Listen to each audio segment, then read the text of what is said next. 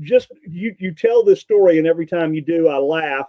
And that's when your guys first got in with you, they were so used to the volatility, right? That Yeah. they would call you and say, how are the notes doing today? Right? How are the notes doing today?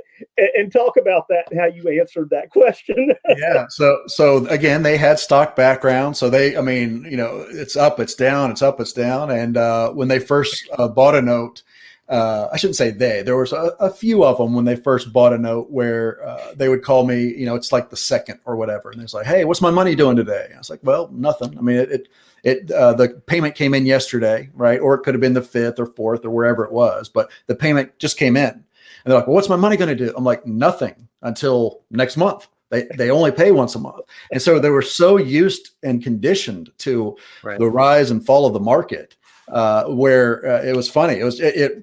It truly was funny where they would call me, like, what's my money doing? Like nothing until next month. And what's interesting is that after about 2 or 3 times of that conversation, they mellowed out in the sense of like, I really like the consistency. I like the stability. The stress. So it was great.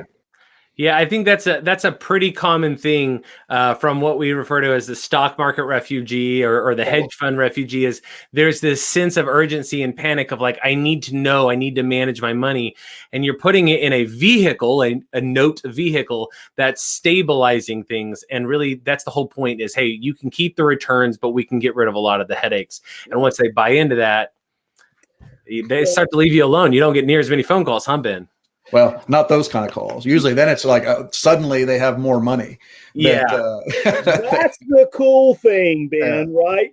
And you should say, you should talk about that. They're going to say, well, I've only got $50,000. And then magically, 4 months in, they go, this is going pretty good. I've got $400,000, right? We see that happen time and time again.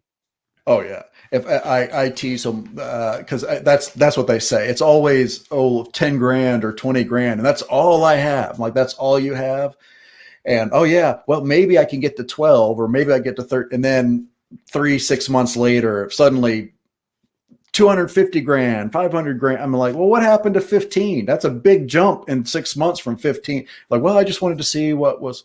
So they do have more money.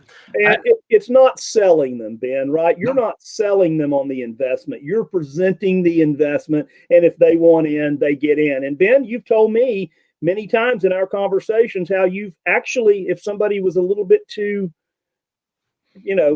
toxic, you would just fire them out of the group and pay them off. Yeah. We have done that, and we will do that I think the group now is great. I couldn't ask for it locked in. Yeah, a better group of guys or group of people. But yeah, there was a few where we had to strategically part ways, we'll say.